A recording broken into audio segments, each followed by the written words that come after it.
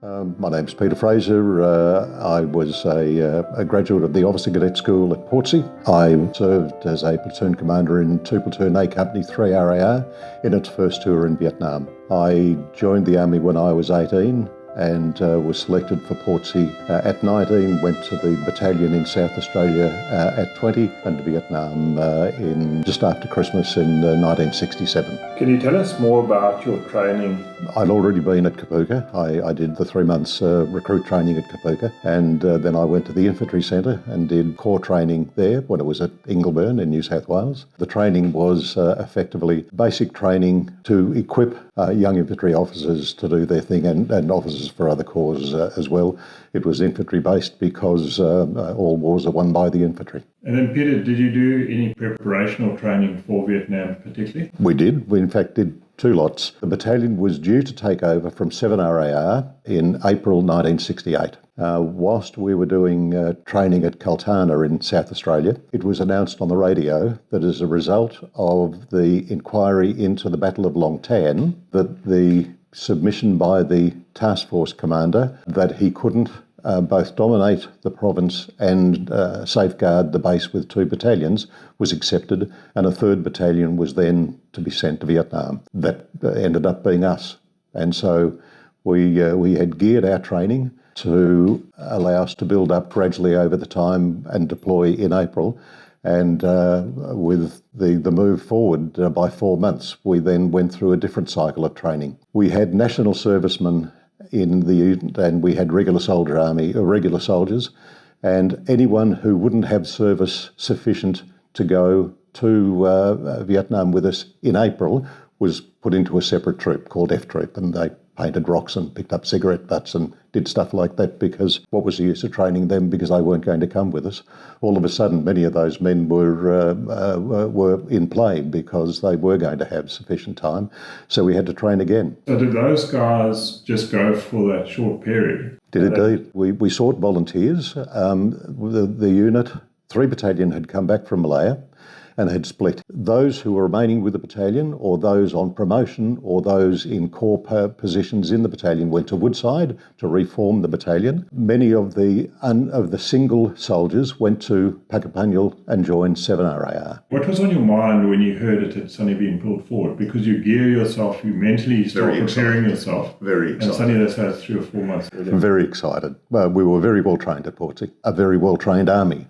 When we went to Vietnam. The Army, prior to the commitment to Vietnam, consisted of 3 battalions, 1, 2 and 3, formed in Morotai at the end of the war, essentially to monitor the Japanese surrender.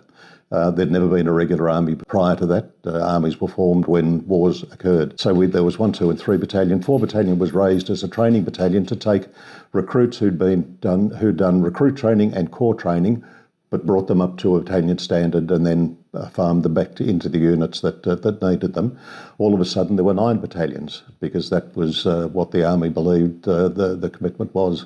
And the Army went from 4 battalions to 9 battalions, a 2nd recruit training battalion, a 2nd officer producing organisation. It's Skyville for National Service officers. And the fact that they were able to achieve that was really quite remarkable. We were well trained and looking forward to doing what we're going to do. And then you're posting out to Vietnam. We went by ship because of the bringing forward by 4 months. Whilst we did training, we didn't have M16s. They hadn't been delivered from America. We didn't have M79. We'd fired them prior to going, but the ship went from Adelaide via Perth, and the weapons were flown in there and picked them up there. The forward party flew in and the rear party flew in, and we arrived 2 days after Christmas Day. The task force base was at Nui Dat, which was about 30 kilometres from the coast. The administrative area for the Australian forces was at Vung Tau, which itself was a port. We didn't pull into a port per se. Iroquois helicopters took us off the flight deck and flew us into Nui Dat, and that was our first glimpse of it all. It was very exciting. And when you first arrived on the ground, what did you feel like? Because I know when we first arrived in the rear bases, we thought every bush had someone hiding in it to shoot us. And we laughed now when we came back. In those rear areas, there was very little chance of actually being attacked. Yes. Yeah. What was your feeling like? Were you also apprehensive or worried about that? No, not apprehensive in the least. We were well trained, and we were focused on what we had to do. We'd trained well. We had confidence in each other and confidence in our abilities. We arrived as the additional battalion. Prior battalion had moved into an area that had been previously occupied by an earlier battalion, and therefore had barbed wire up and weapon pits and toilets and showers and bits and pieces. We flew in with very little of that because it came as much a shock to those deployed in Vietnam as it did to us that we were coming 4 months earlier. The engineers had done basic roads, put up deep trench toilets, a shower block, buildings for company headquarters, a mess for meals, all intense initially. Many of them were constructed out of timber beyond that. So when we got there was basic barbed wire around the perimeter, so we had basic security, but there was no low wire entanglement. The gun pits hadn't been dug, and when we got there we started to work, and work we did, and it was digging holes and filling sandbags, and whilst there were tents there, the sandbagging wasn't done. Through the year, come back from operations, really was there time to lay in the bed and relax. There was stuff to do. And in terms of the food in your base camp, what was that like? Did you get 3 meals a day? Or? We did. Yep, we did. We had our own cooks in the company. They prepared meals for us. We had breakfast, lunch and dinner there. There was coffee and biscuits, morning and afternoon tea available, and we were well served in that regard. So yeah, that was never a problem. It was fresh rations brought from Australia initially. And in terms of the day of a life of a soldier in base camp, what did that consist of? Whilst we were behind barbed wire, we observed the normal stand to. The army stands to. Infantry in the field stand to at dawn and dusk. We've often fought enemies who didn't have watches, and dawn and dusk are a good time to attack. So we stood to. Standing to consists of being dressed in your uniform, boots, webbing, and lying in your weapon pit, or standing in your weapon pit, depending on the development of the pit. And so stand to at a set time each day. Stand down from there. Guns were manned for the whole time. There were 3 machine guns in each company. One of those 3 guns was manned 24 hours a day. So the routine was up, stand to, stand down, breakfast, and come back and do what was needed. And there was always something that was needed to be done in terms of the construction of the base where we were, the maintenance of what had already existed. But also firing weapons, test firing prior to going on operations, delivery of orders for all of that. The shower facilities on a daily basis, whenever anyone wanted to go.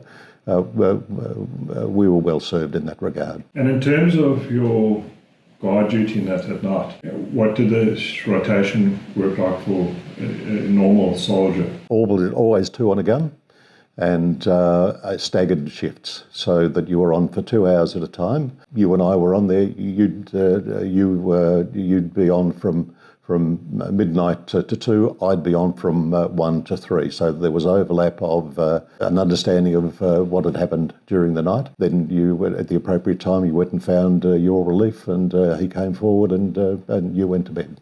And so all the guard duty was in the pits. There wasn't patrols walking? There were patrols at stand 2.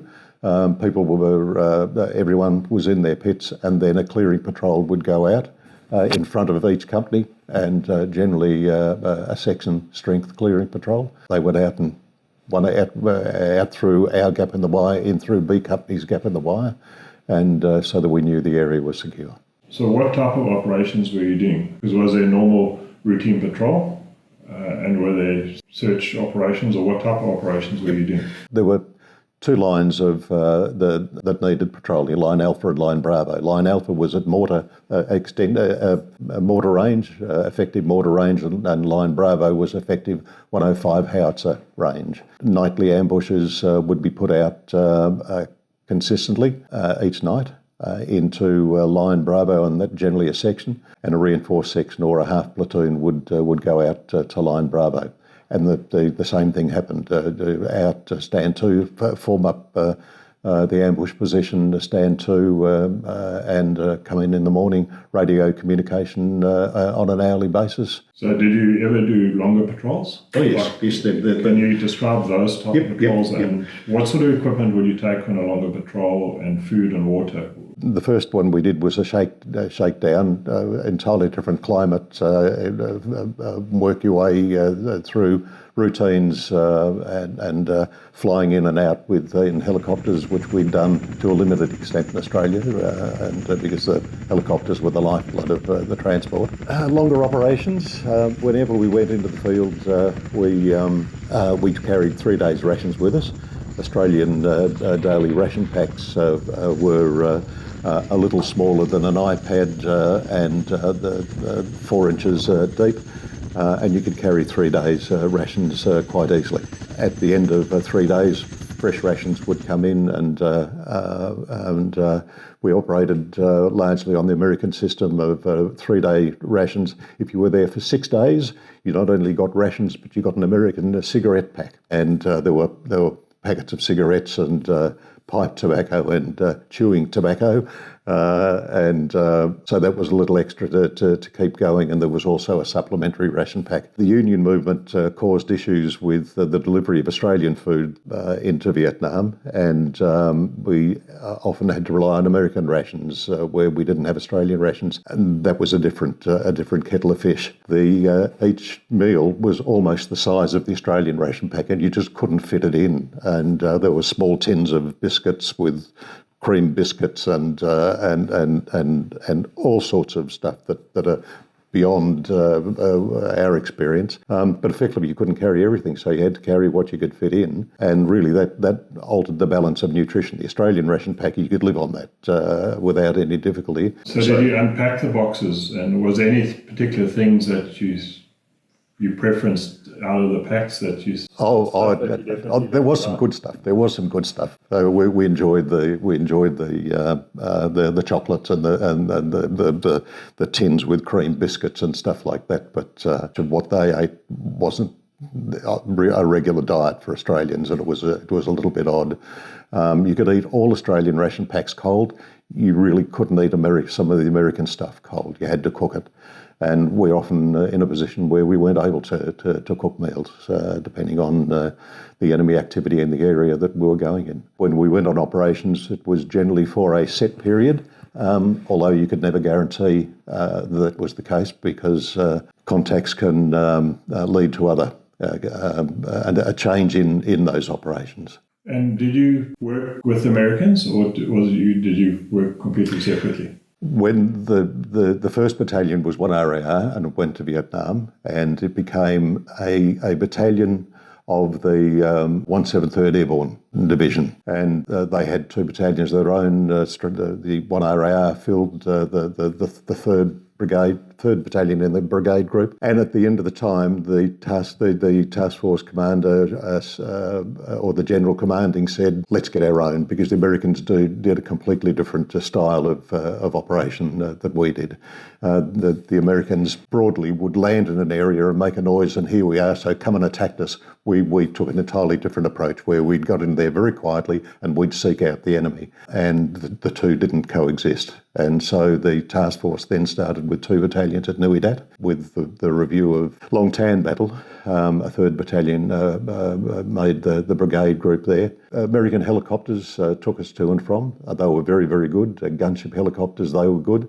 The RAAF, towards the end of our tour, were there in greater numbers, and we often had RAAF as well. But, if you're going to go to war, go with the Americans, because their guns were brilliant, their helicopters brilliant. The Air Force always had the view that it's sort of a Biggles type organisation where the aircraft is everything.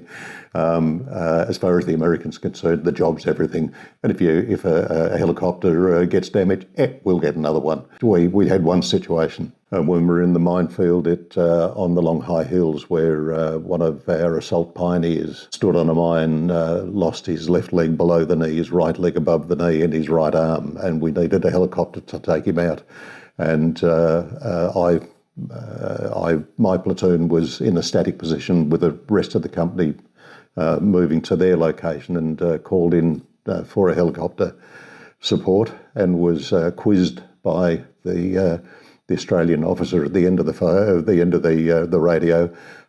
Is your area secure? Have you a glide path for the helicopter? And when he let go of the pressure switch, and the mirroring voice came up and said, we'll come in and do it for you. And then he came, and very perilous it was, but as far as he was concerned, that was the mission, and Dave McKenzie survived because of that. Just going back to, so you're out in patrol now, you're there for 3 or 6 days.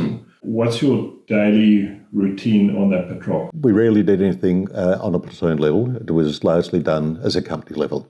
It was counter-revolutionary warfare, although at the end of the year, after Coral and Balmoral, it ceased being revolutionary, counter-revolutionary war. It became a standard war. We stand to overnight.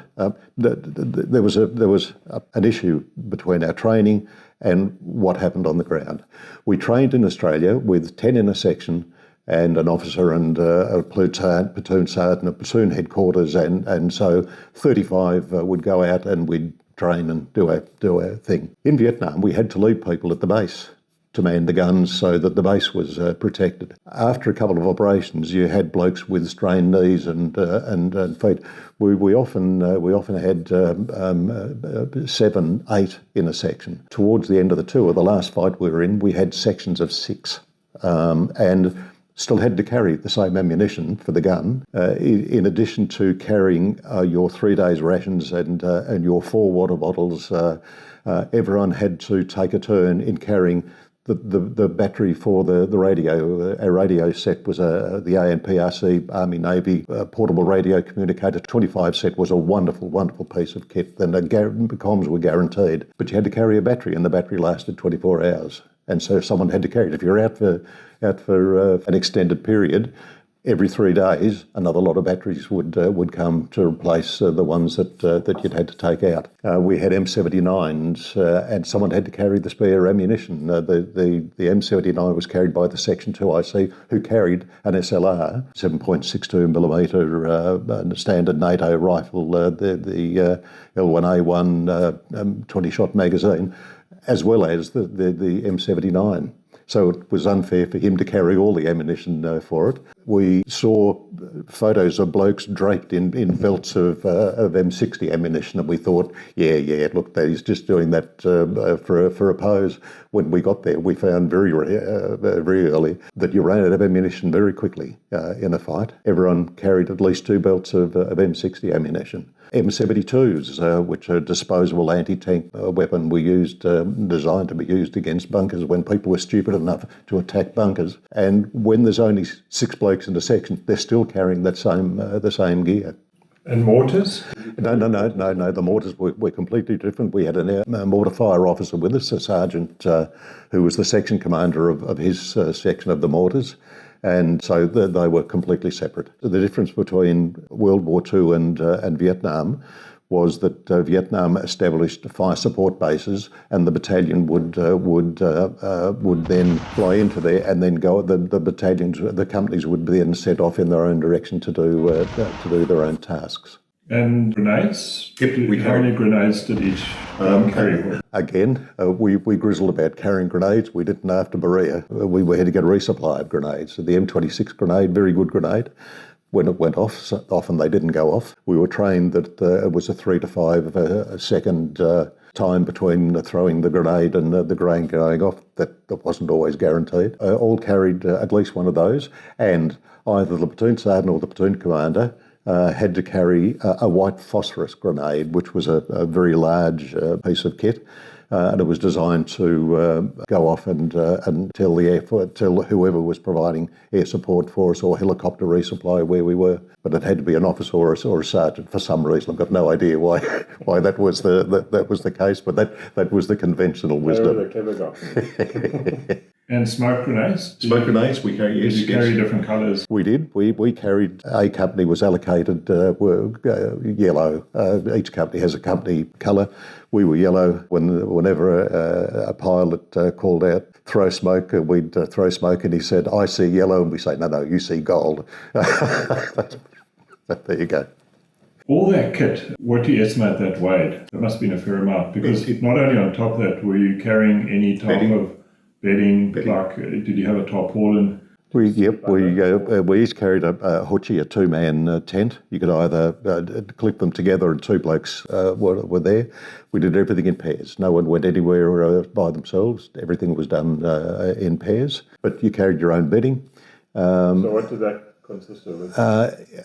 Depended on how lucky you were. If you were very lucky, you could get an American camouflage thing, and it was absolutely wonderful. But there were very few of those around because we had very little contact with Americans. And ours consisted of a sleeping bag.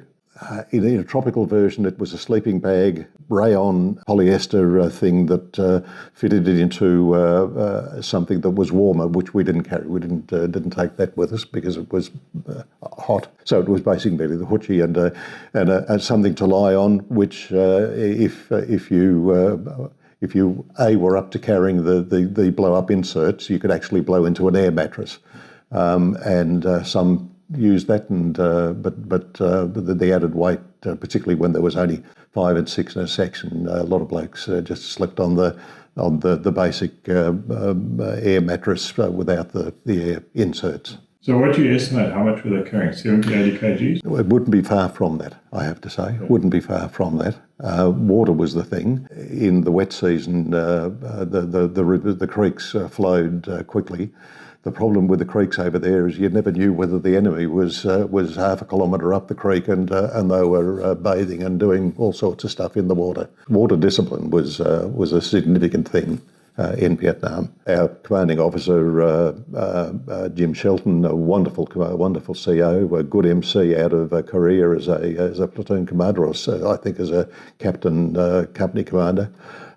He decreed we would be the quiet battalion. And that's what we were. We shaved every day, and some battalions didn't shave every day, and it was a point of pride. But if you're going to shave, you need hot water to shave, and even then, a lot of blokes just if we didn't have the water, we a dry shave, and that can be a bit grim. Getting into real personal details, Yeah, because we used to go out on like a 3-month patrol. Because you're out for so long, you had nowhere to wash. Yep. So in the first 2-3 days, you threw your underwear away and you threw your socks away. yep. We just stopped wearing socks and underwear because you didn't have a change and you couldn't wash them. I wore my socks, I have to say, and I accept they were a bit grim at the end of the whatnot. My platoon sergeant, Spider Williams, lovely man. He'd been in one RAR in his first tour in Vietnam, and he didn't wear socks, and his boots. Well, anyway. No, I accept all of that.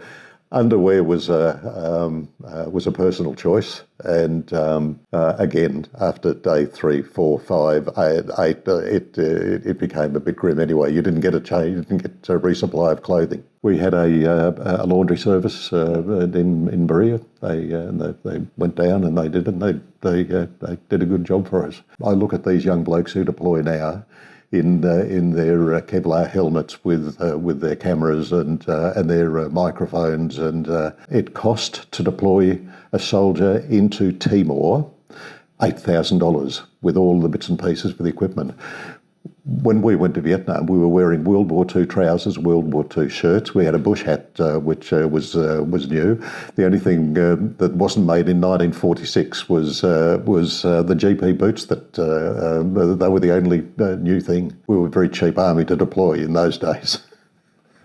And getting back to your rifle, because that's key. You have to make sure it can fire and it will fire. Can you talk about that and how did you maintain it and keep it clean, especially out in patrol? Well, the same thing. You cleaned your weapon after stand 2, and even before stand 2 at night and after stand 2 in the morning. Cleanliness was everything. The SLR was a gas-operated weapon. As the bullet went out, there was a small aperture that went into a regulator that then cocked the weapon again, expelled the spent cartridge, loaded the next cartridge. In Australia, working in preparation for being in the jungle where you don't actually see where you're going and there are no landforms to give you an idea of where you are, counting paces and compasses with the assistance of a pictomat, which we had, were the thing.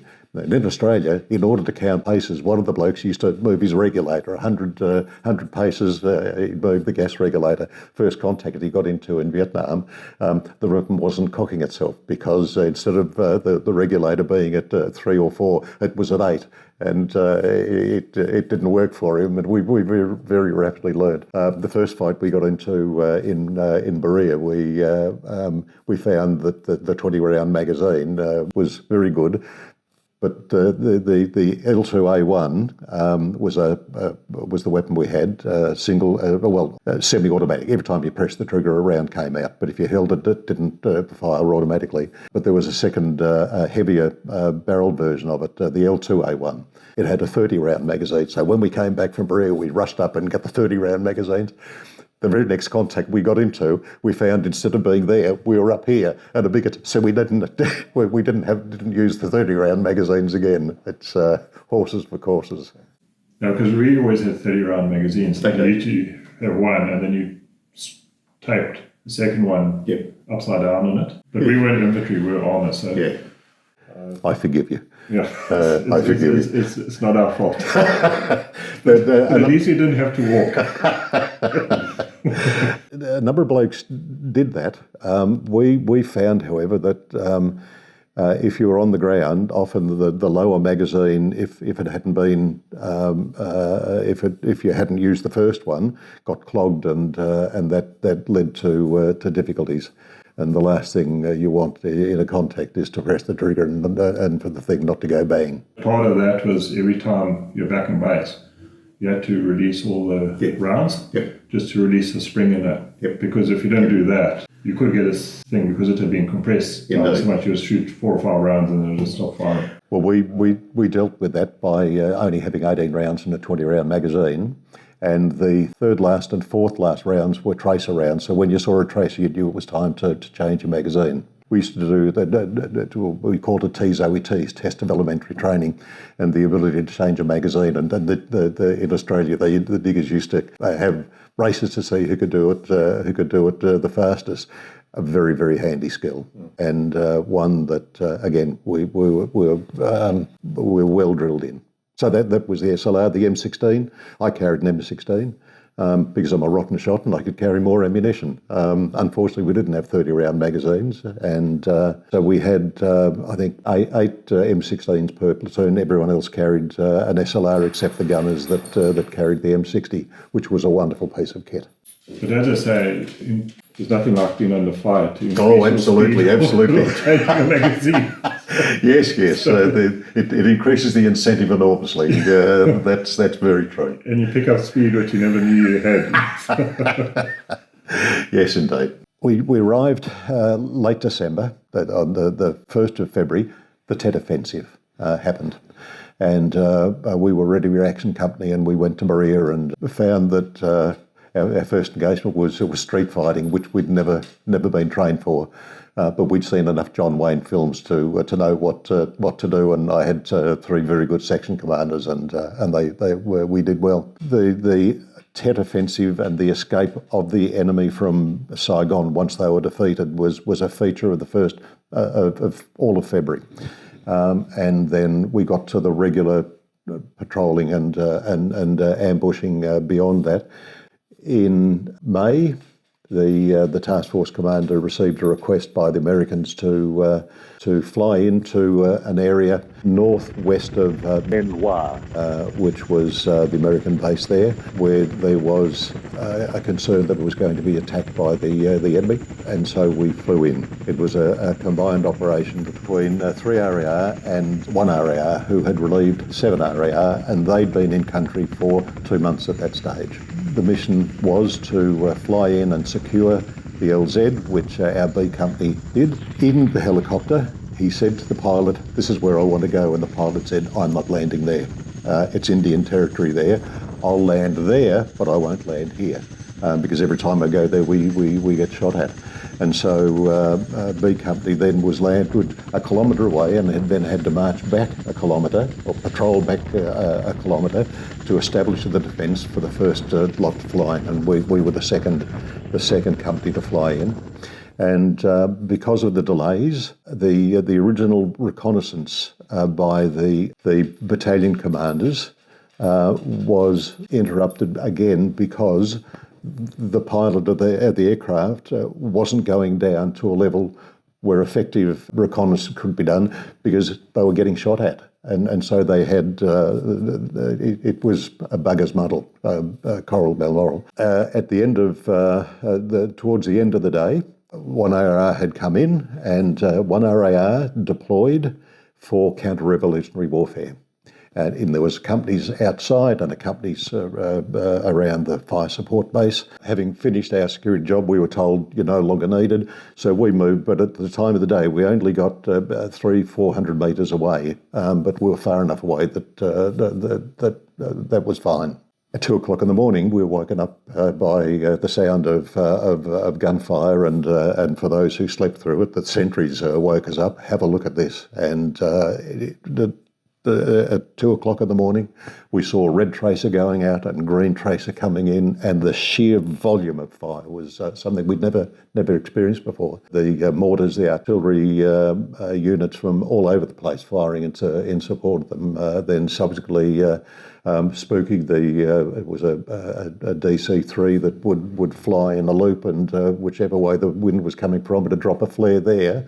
And fly around and drop another one so that the battlefield was illuminated. And there was a gunship version of it, so they'll use it, firing mini guns out of that, and at 6,000 rounds a minute, whatever it is, it was just one stream of red light coming down with the tracers. And so we stood to for the rest of the night, because if they were attacking them, we didn't know where they were, whether if the attack didn't work, what their route was. They might well have been coming through us, so we stood to that night. And in the morning, the news came of the numbers killed, and we thought, that's it's no longer counter-revolutionary warfare.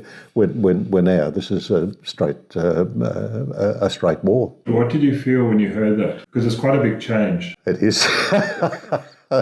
It is, mind you. Ba Ria, we'd spent a 24 hours in Ba Ria, and we'd been a completely different experience.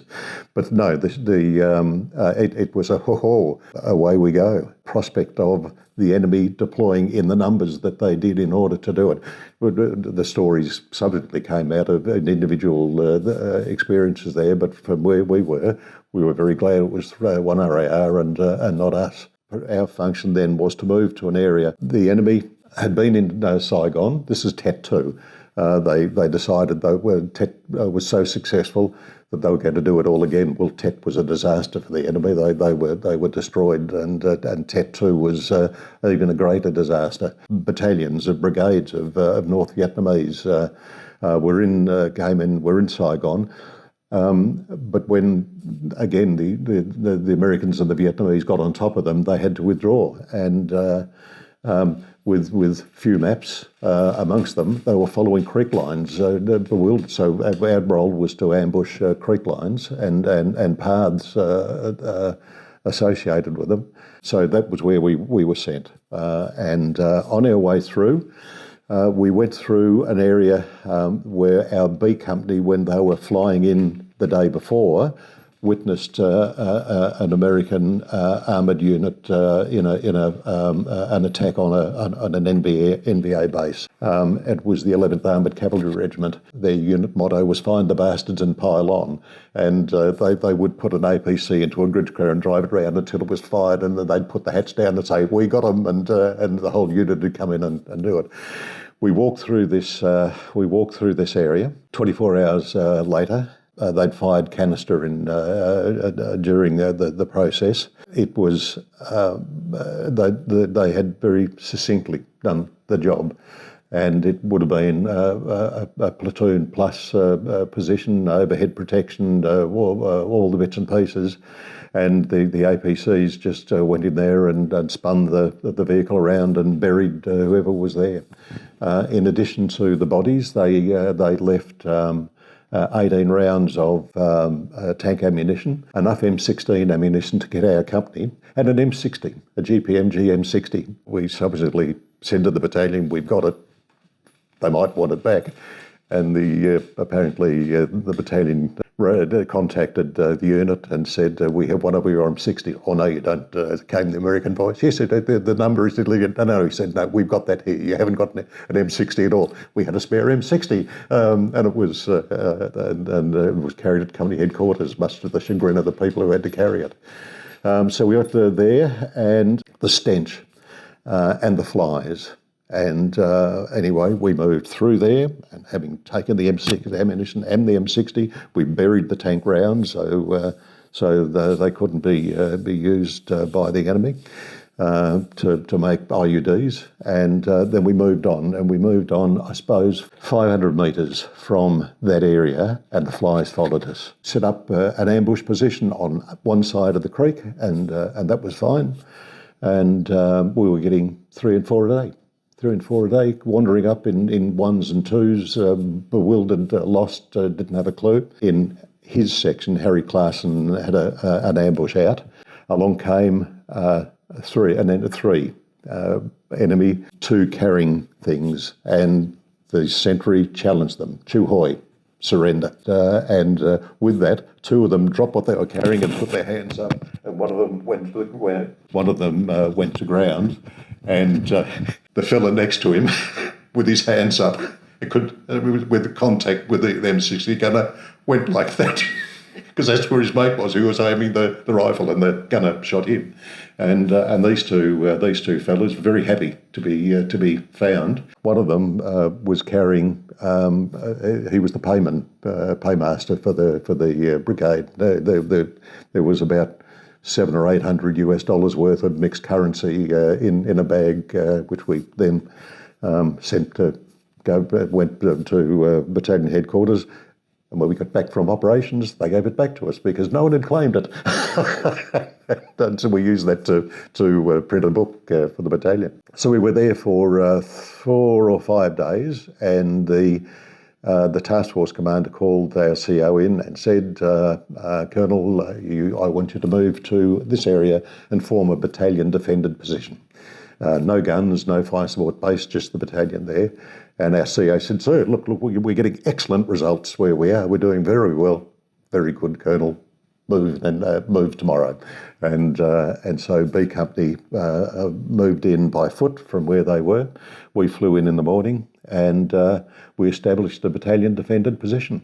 And for the first time since the Korean War, we were allocated effectively. It's a circle with the companies facing out. D Company, B Company, A Company, C Company. Between us and C was the Assault Pioneer Platoon, and the trackers were somewhere else. And then battalion headquarters in the middle. We arrived early in the morning, and we worked. What came in was the star pickets, the low wire entanglement wire, more claymore mines, and we dug and we filled sandbags. Sandbag came in sandbags. Because one RAR was attacked the first night, and clearly that was going to happen to us, and we needed to be in a better position than one RAR was. Generally, in a company, in a defensive position, you have 2 platoons forward and a platoon at the back. And we were so thin on the ground, with sections of 7 and 8, that we were 3 platoons up, with 3 sections up, with depth being provided by the section commander and his offsider. We had an armoured personnel carrier within our position. We had problems with the armoured personnel carrier. At the end of the day, one of the diggers went to the APC and said, with 2 jerry cans on the back of their vehicles, "Can we have some water?" "Oh, we haven't got enough water." He said, "We've only got enough for ourselves." And the next morning, they had a shower out of one of the jerry cans, the 2 of the blokes there. And Words were exchanged. And so the next morning we got up and we stood to, and the clearing patrol went out, and we put out patrols, standing patrols in front of the position. The thing that you can't take away from the North Vietnamese is that they did reconnaissance very, very well. They knew exactly where to go when through what RAR between the companies. They knew exactly what they wanted. So we had standing patrols out to limit their ability to move and reconnoitre the area. We sighted the guns the day before. We further did that. We cut fire lanes the first day. We improved the fire lanes the second day. A fire lane is if you're lying in a pit or you're standing in a pit and that is your arc. If there's scrub there, you prune the scrub from knee height down, so that if there's anyone walking, you can see you can see who's there. Whereas with the scrub, they can't see you. And again, the enemy did that again, and in spades. The last operation we were on, we saw example of what they did, and they were very, very good. We went to shell scrapes the first day.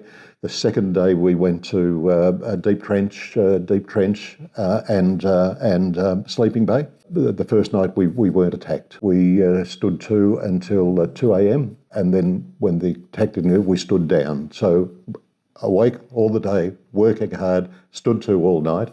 That's everyone standing to. We stood down where the guns were manned on the first night, and then the second day into it, deeper, more patrolling and more sandbags. And the aim was to get to stage 3, which was a trench at breast height, 2 sleeping bays, 1 each for 3 for the gun, 2 for the other weapon pits, with overhead protection. And overhead protection consisted of timber with sandbags, 3 layers of sandbags on the top. And that was a hard ask because we still had low wire entanglement to put in. Because 1 RAR had been ill prepared for a brigade attack, which is what it was. Prior to that, you could expect, a platoon or perhaps a company of enemy. A brigade, hello. The task force commander came in the second day just to make sure that we were doing everything right. And here he is with the red band on his hat and his adjutant, his adjutant, whatever it is, he's got all his regalia on, and they're walking around saying, "This is no good, Major. You have to do better than this. Look, Colonel, you can't do this." And by the time they got from the start of my platoon to the end of one platoon, all their trousers were torn because the low wire entanglement was in fact very good. Low wire entanglement goes from the rolls of barbed wire to rolls 2 deep with 1 on top, all tied together so that the enemy couldn't get in, tied to pickets so the hero couldn't throw himself on and flatten it for his comrades to go over the top. So all of that done. We'd never done that before. The CSM was the only one who'd done that. Snow had been to Korea and he knew all about that, and so we did that as well. And low wire entanglement started at the net at knee height and went down to ankle height, so at night time no one can see it and falls over. The essence of barbed wire and low wire entanglements is to slow the enemy down. Defence isn't to hide from the enemy. Defence is to kill the enemy in a ground of your choice, of your choosing. And the CO chose very well where it was. D Company faced open field in which were 3 B-52 bomb craters, but it was 100 metres, 150 metres, 80 metres. They had a clearing. We had a sort of an open area, but it was beyond a fringe of trees that went round in front of our perimeter. We were on a road. It wasn't a road, it was a track, it was a path. On the path, 20 metres from the wire, outside the wire, was a 44-gallon drum full of CS gas powder. And every time the enemy mortared us, it blew it all up and that impacted us. The platoon commanders and the company were taken out by the company commander and the forward observer and the mortar fire controller. Once when the barbed wire was being done, we went out and we looked at the area in front of us. And the area in front of us was 100 metres wide with little bits of scrub, a distinct path, about 150 metres deep but irregular, and there was a tree, a sole large tree. We went out and the aim was to look at likely enemy directions of attack and how best to defeat it, which is the most likely. That you then allocate your first DF defensive fire task to that area, so that it's registered with the guns, and if the attack comes, and it does come from there, you just say fire DF1 and then 1, 2, 3, and the tree under which we stood was significant. If you had an enemy falling up, and again the enemy didn't have radios as we had, you would probably see the command group under that tree, and that became the first DF. The second day now, we did all of that. We were attacked at 2 o'clock on the second night, the third morning. We fired the DF, and we killed the entire command group. When we got out, I led the clearing patrol the next morning after the attack, and there they were, 4 of them lying on their back with their pith helmets.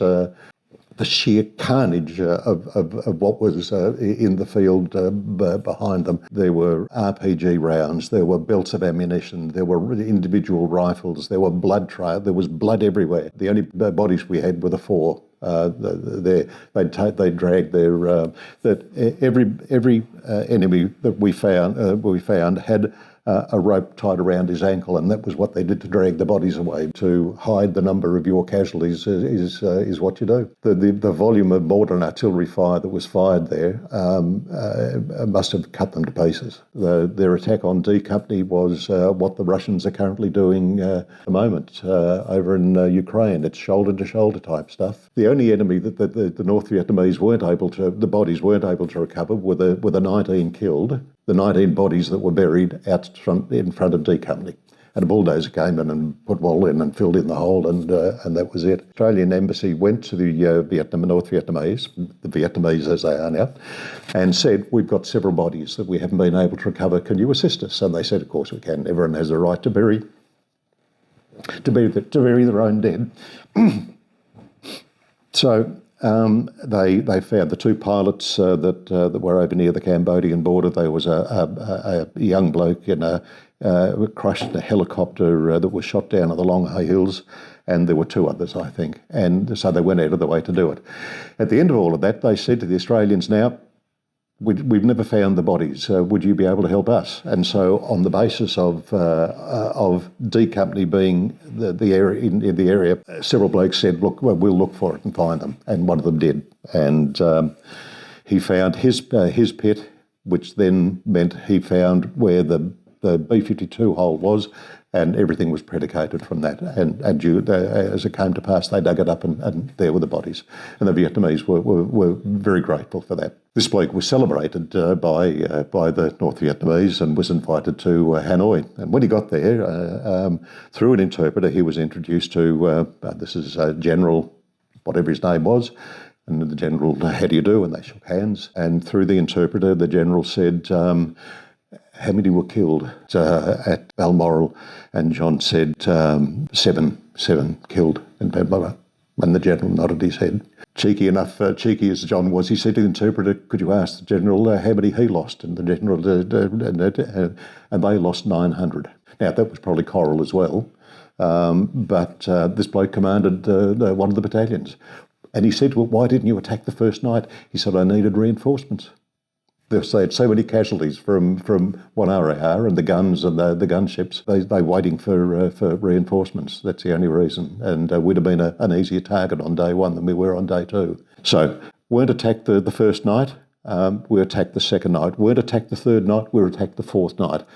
Each day, more barbed wire, more patrols, more confirmation of the defensive the defensive position. Anyone who got more than 2 hours, 3 hours, 4 hours sleep at Balmoral wasn't an infantryman. And that fatigue carried us through for the rest of the tour. And I come down to the last fight that we had, where we had 25 in the platoon. So we had 2 sections of 6 and 1 of 7. The sheer fatigue. We were there for 12 months. Now they deployed them for 9 months. What a happy circumstance that'd be. And with fatigue comes, all of anxiety and all of the other things.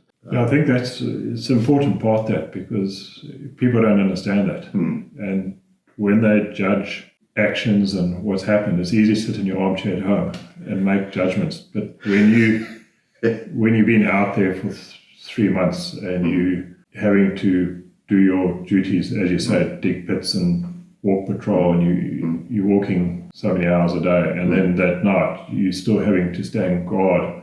I'm not sure about you, but you stood guard every night. And it's that fatigue and that constant stress of constantly being at risk of being under fire, or being under fire, both, because when you anticipate that it could happen, it's probably as bad as when you've been under fire.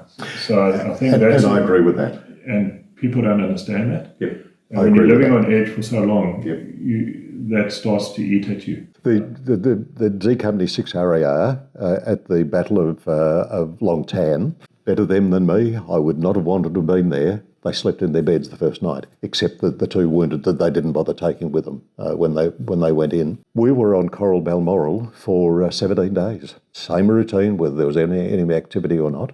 It's difficult to, you see photos with 1,000 metre stare. You can see that in these blokes, and the impact on individuals. The first night we were attacked, a mortar bomb landed on one of the depth positions. We had a young bloke, Cooper. Nice young boy, came to us from one platoon on promotion. He was going to be the section commander, and he shared a pit with a bloke called Glenn Jones. A mortar bomb landed on him. It was the first night he was actually lying in his pit, and it landed on him, killed him instantly. And the platoon sergeant went out and did his thing, and came back, and I said I should go out and have a look. He said, "Do yourself a favour and don't." Glenn, who shared the pit with him, was rattled, and Glenn was had a nervous disposition anyway. So we pulled him in, put him in platoon headquarters, and I went into the forward gun because one of the blokes in the gun pit was lying in the fetal position, calling for his mother. Was never judged by anyone. The next morning, Glenn's shaking like this, and I said to the company commander, "He's no good to us. For his mental health and for our well-being, he needs to go." So they put him in a helicopter and they flew him into Benoit. There on the landing, on the helipad of the Benoit was the EPAD marshal, and he said to Glenn when he got off, "Who are you and what unit do you belong to?" And he said, "I'm Private Jones and I'm in 3 RAR. What company are 3 RAR? A company. I've got a job for you. The mortuary's over there. Over you go." At the same time as Alan Cooper was killed with us at Balmoral, Billy Thomas, who was about your height and a very, very stocky bloke, jumped out of the helicopter, twisted his ankle. And because we were patrolling, he couldn't come, so he stayed with Battalion headquarters. We spent 6 weeks on top of the long high hills on Operation Pinnaroo. We had flak jackets. Flak jackets come in one size, and one size fits all, but it was very tight on him. I'd come along and see him, and I'd say, "Do your jacket up." "Yeah, all right, Skipper, diddle-dee." "No, I just do the bloody thing up. It's there for a reason." Yeah. And as soon as I walked away, I'd hear him undoing the thing. Anyway, he stayed with the Battalion headquarters, and he was on duty. He shared a pit with a bloke. He was behind a gun. And a mortar bomb landed when we were being mortared at Balmoral. They were mortaring Coral as well to reduce the ability to fire in support of us. Bill heard a mortar bomb near the pit, and he called out to his offsider, "Are you all right?" No, didn't get a response. "Are you all right?" Didn't get a response. Said to the fellow who was on duty with him, "Take the gun." He walked over to see if the bloke was all right, and a bomb landed behind him. And a piece of metal the size of a 1 cent coin went in and killed him stone dead. So poor old Glenn Jones, who was taken out because he was utterly shattered not only had to revisit poor old Cooper, but saw Billy Thomas in pristine condition and said to the mortician, what on earth happened to him? They rolled him over, and you couldn't have put, you wouldn't have put a 5-cent piece into the hole that was there. And Glenn never ever recovered. He died about 10 years ago, and was never the same. Going back to, you spoke about the mine incident. Can you tell us a little bit more about that? No, the minefield was in the Long High Hills, which were south-west of the task force position, northeast of Saigon. And it was on the coast, and it was a rear services area, and the enemy had used it since they were fighting the French. The enemy at that stage, most of the activity was in an area called the Long Green, which was to the east of the Long High Hills, and the task force commander decided that if you put a barrier minefield of M16 mines along, you could then interdict the enemy's movement into the Long High Hills, deny him provisions from the Long High Hills, and therefore shorten the war. And so a minefield was put in. I'm told that the task force commander had said to one of the other commanding officers, you're going to the Long High Hills, and he said, oh no, I'm not. I am not taking my soldiers into a minefield. And anyway, our commanding officer was obviously, anyway, for some reason we went. We spent the first couple of days on the paddy flats. The next day, C Company assaulted the prime position. And then the next day we flew into the area that C Company and into their helipad, and they had cleared a strip. Their engineers and assault pioneers had cleared a metre-wide strip for us to move down to our position. The minefield was made with M16 mines. An M16 mine was the current version of the German S mine, S for shrapnel, which was a feature of World War I. And the aim of the mine was to be planted in front of a defensive position. And if you stood on the mine, there were 3 prongs. And if you stood on the mine, it detonated a primary charge, which pushed the mine out to waist height. And then the secondary explosion killed or wounded. And it was designed to emasculate men. That's what it was designed to do. So that if you were attacked as they did in World War I, and you saw the bloke 20 metres in front of you stand on a mine and get blown in half, you'd slow down. And if you slowed down, you were an easier target. And that's why you put mines out in front of defensive positions. And these M16 mines were laid by engineers the way engineers laid mines. The section commander would take 4 paces and put his hand out there, and a mine was put there. He'd take another 4 paces and hold his hand out, and a mine was put there. Sitting on the top of the houses at Dat Do, which was the village, were the local VC, and they watched all of this happen. There were VC in every village. They started to lift the mines, and very successfully after they lost a lot of people learning the technique. Comrade, whatever it is, I've read the story. He was the one who knew that if you went down, you could then put a pin in and make it safe and dig the thing out. And then what they did with those mines was put them into the Long High Hills, so that if you went to the Long High Hills, you faced standing on these mines. Prior to C Company assaulting the position, it was decided that there was artillery fired in order to kill as many enemy as possible and to interdict their ability to move around. A tactical B-52 strike was offered and gratefully accepted by the task force commander. We were told to move back 300 metres, which we did. We all moved back, and they bombed this.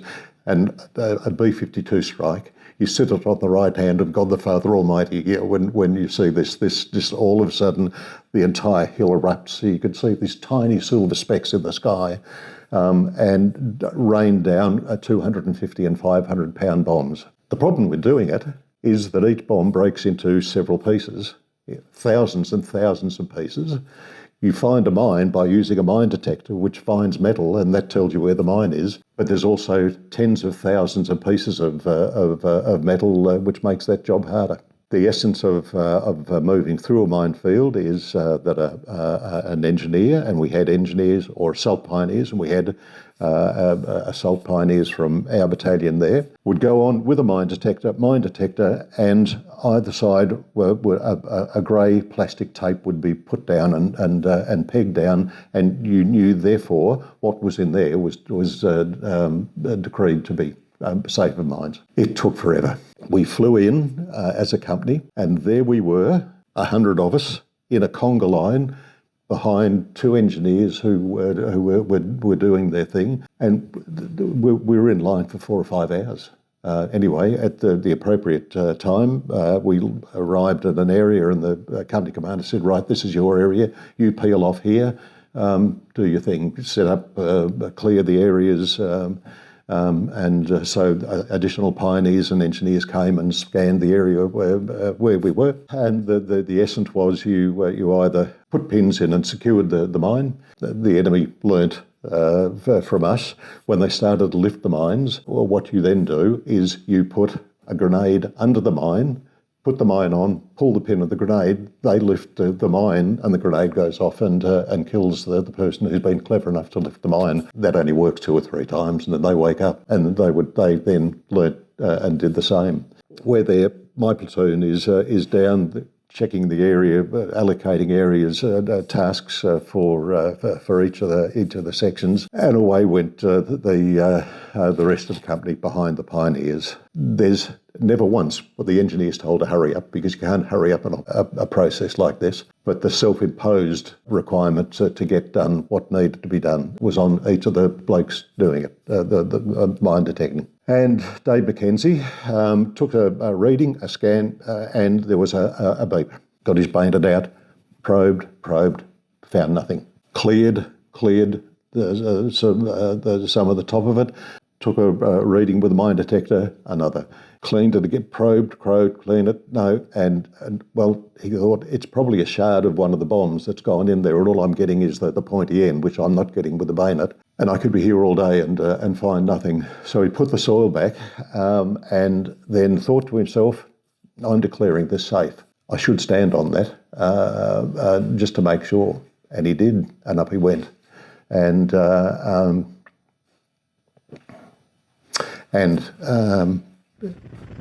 got him to hospital. The story I told you earlier, got the helicopter come in. The Americans took him to Vungtown, to where the One Field Hospital was. Woke up from the surgery, locked his left leg above the knee and his below the knee and his right leg above the knee. Came out of the anaesthetic and said to the doctor, "What have I got left?" And the doctor said, "Not much, son."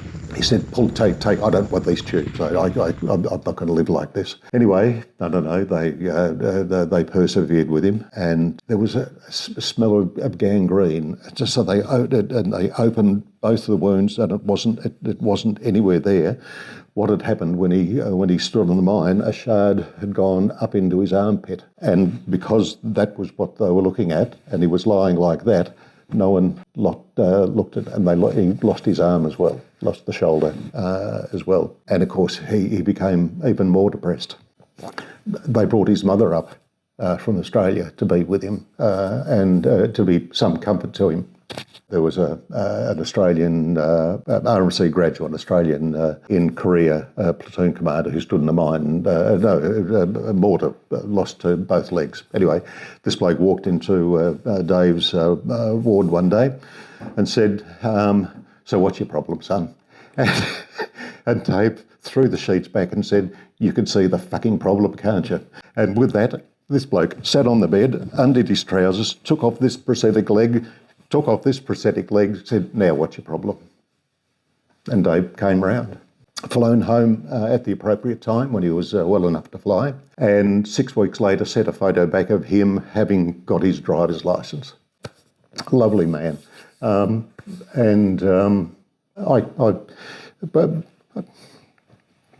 I'd call the helicopter in. He knew that, and we used to have a beer every ANZAC day. I rang him 1 year and said he used to go to the East Malvern RSL sub-branch. I said, Meet you and I'll buy you beer. And he said, I can't do it this year, mate. He said, I've got 3 kinds of cancer and I probably won't be alive then. And if anyone didn't deserve to die of 3 kinds of cancer, it was Dave McKenzie. Very successful businessman, a couple of kids, had a couple of sons. He used to export meat to America. Lovely, lovely man. I didn't march on ANZAC Day for many years. One of the reasons I joined the Army was my mother took me to ANZAC Day. She had 2 brothers who served in the Royal Australian Navy in World War II. And I was awestruck as I don't know what age I was, these ranks and ranks and ranks of men with their medals and all wearing hats as they did in those days. And just I thought that appeals to me, and that's why I joined the Army. And when I came back, I didn't march on ANZAC Day because I had a young family, and our battalion was made up of Victorians and South Australians and Western Australians to a degree, because it was cheaper to send them home on leave than it was to bring someone from Townsville. So many of the blokes that I served with were Victorian, and ultimately I pulled them together and we started a march together. One year, one of the blokes who I knew, who was a major, said that he'd been to ANZAC Day and he was astounded by the number of drunks there were. Drunken men, which had never been a feature of ANZAC Day. He said, clearly we've taken these young blokes and we've stopped in the process of leading them. And I thought, Mike, he's talking to me. So I stood for president of the RAR Association, Royal Australian Regiment Association, and who were the infantry, post-World War II infantry battalions. And we used to meet at the Army Reserve Catering School in Richmond. At one stage, we had 1,000 men march behind the banner. A long time ago, I was asked to stand for president, and I said to the annual general meeting, I said, look, here's the deal. If I'm going to be the president, we're going to do it the way it needs to be done. No more drunks. If someone can't face ANZAC Day without a beer, then he can stand in the crowd, but he's not going to march. Those who march, we don't march for ourselves. We march for those who can't. And so I got involved in welfare largely for the blokes in my platoon. Done that over the years. The RSL and the Regiment Association and Legacy have formed a big part of my life. I've, along with many of the other practitioners, been involved in welfare for them. And now the current crop of young blokes, brought up differently to us. The military experience is different to us. When I joined the Army, I lived in a hut with 9 other blokes. So we had our meals together. We had the same showers and things. We went to the pictures together. We trained together. We had a beer together, and we got to know each other. And these young blokes live in shared accommodation in 2 to a pod, and they don't have that same experience that we had. It's beginning to. A lot of these fellas now have come back, got a job, been back for a while, and PTSD is starting to feature in many of them. They need to be looked after. Yeah. There are things that you see and have to do in wartime that no individual should have to do, and it comes back to bite people. Every war is different. In World War I, if you had been gassed, the advice on coming home to Australia was find yourself a wicker chair and sit on the veranda for the rest of your life. That doesn't cut it. We have an excellent welfare system in Australia, often criticised because of rigid public service attitudes. That's going and gone. There's any number of people who can help. It's just a matter of looking for it and be brave enough to say, I need help. We had 6 blokes killed in the company. Tom de Vries van Leeuwen was the first to be killed. He was at Fire Support Base Anderson. We were mortared and experienced a ground attack twice at Fire Support Base Anderson, immediately after Ba Ria. He was a nice young bloke. We lost another young man, and I won't mention his name. An artillery round landed in our company position one day on patrol and killed him and wounded 2 others. And that was completely unexpected, and no one knows where it came from. And we had Kiwi guns supporting it. Well, it was them. Well, no, it wasn't, because everyone carries a log. And we lost Billy Thomas and Coop at Coral and Balmoral. And the last fight we had, we lost Ian Thompson and Paul Van Ryswick. Again, RPGs. The last fight we had lasted 4 hours. We need to remember them.